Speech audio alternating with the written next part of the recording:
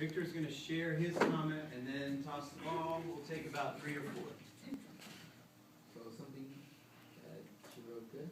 Something positive, something useful that you're taking away from the sentence.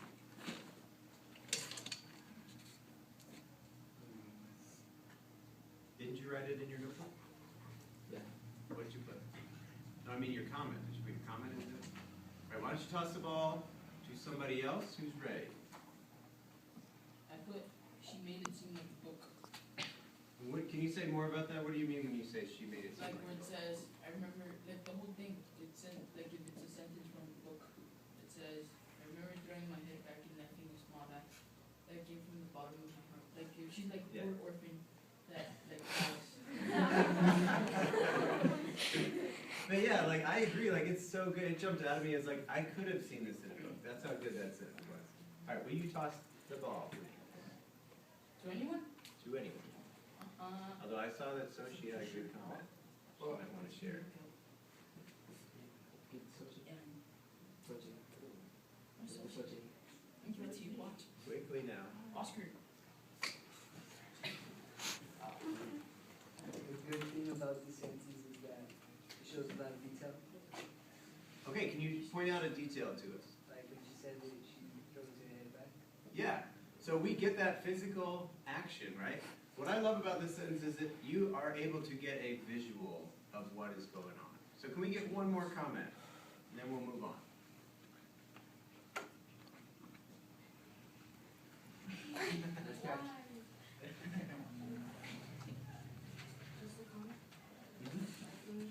I think her workshop, her work course is phenomenal. It's very detailed. Awesome. Which words did you like?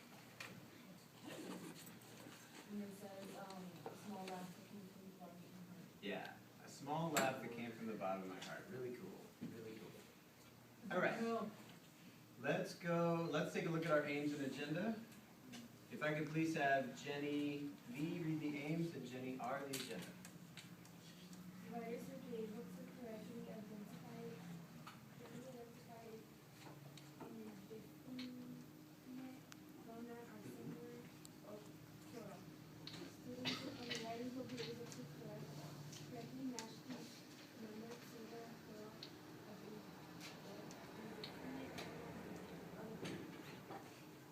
Agenda number 1, go now, opening the class. Number 2, grade written. Number 3, pronoun activity. Number 4, All right. So you have a pronoun packet. What I want you to do, the very top part is called a quick review. Read and complete what you see down to the star.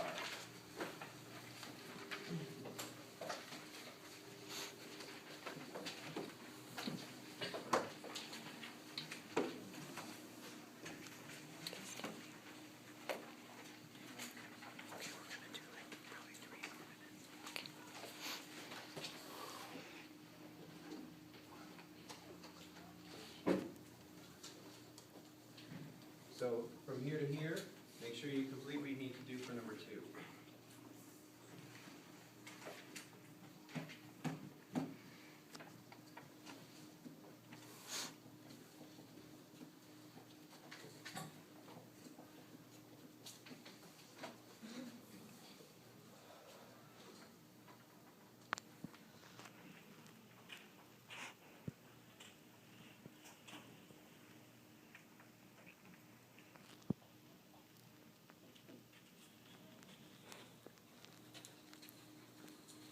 All right, if you are finished, would you raise your hand, please? If you are finished.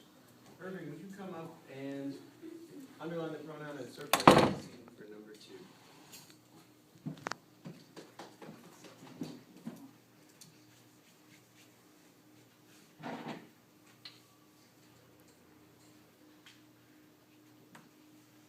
Okay, if you agree, give me a thumbs up. If you don't agree, put your hand on your head. If your thumb is up, put it right in front of your eyes and take it in. So you got it right. Nice job. All right, next section, I need a reader. Fabian. So that was a quick review of this pronoun antecedent. Now we're going to take a look at how subject-verb agreement is impacted by pronouns and their antecedents. Pronouns relate to subject-verb agreement. When we talked about subject-verb agreement, we said that the subject and verb must agree in number. That is, you have to make sure that both are singular or both plural. The same goes for pronouns and antecedents. Keep going. A pronoun takes the place of a noun that comes before it. An antecedent is what we call a noun that comes before the pronoun. Look at example 1 below. 1. I get worried when the neighbors let their dogs out. Number 1, neighbors, is the antecedent. There is the pronoun. They agree because they're both plural. For number 2, underline the pronoun and circle the antecedent. Do they match number? Would you read number 2, please? Oh, He's going to read number 2, then I want you to complete that activity quickly. The dogs go wild and he always messes up on my front yard. Underline pronoun, circle antecedent, circle whether they are singular or plural.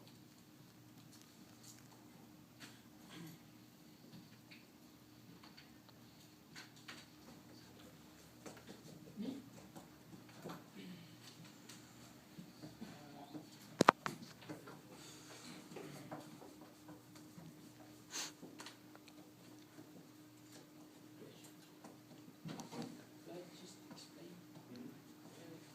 Then to see his dog and the pronoun is he. Oh, wait, I don't know if it's it. And then I see, so there was some. Well done. All right, so pronouns and their antecedents need to either both be singular or both be plural. That's really important information for what we're doing today, because today we are looking at the tricky pronouns. Tricky pronouns, they're called indefinite pronouns. Copy that definition, please.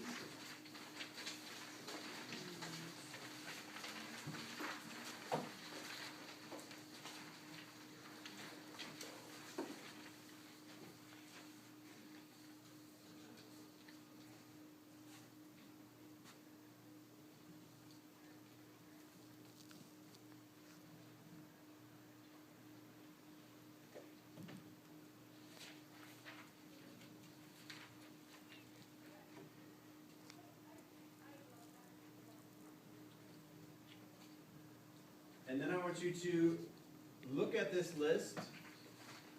Try to take into your mind what is singular, what is plural, and then what can be singular or plural depending on the situation.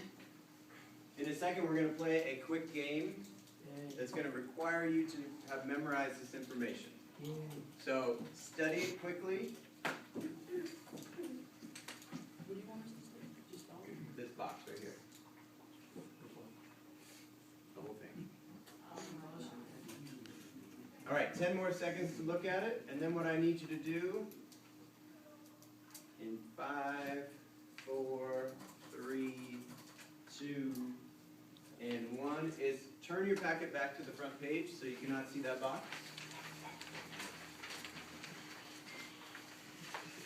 I'm going to show a word on the screen. If that word is singular, I want you to stand up. If it is plural, raise your left hand, so this hand. And if it could be either singular or plural, depending on the situation, sit on the floor. Okay? Yes. Are we ready? Yes, sir. Everyone must participate. Here we go. First word, everything. If it's singular, stand up. If it is plural, raise your left hand. If it could be either, sit on the floor.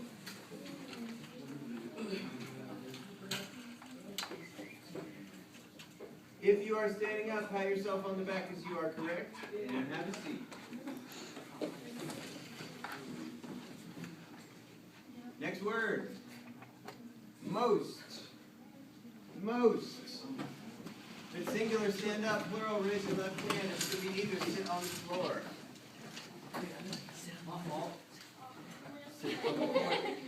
If you are sitting on the floor, give yourselves a cha-ching because you are right.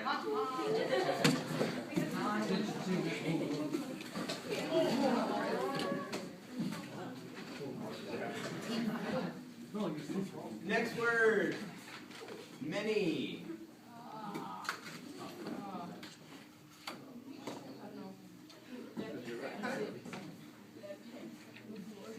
If you are raising your left hand, bring your right hand around.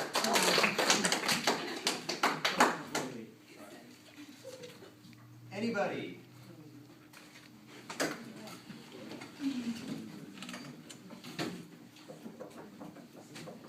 If you are standing up, give yourself a hug if you are ready. Not your teammate, yourself. And the last one is coming up. Any. Oh.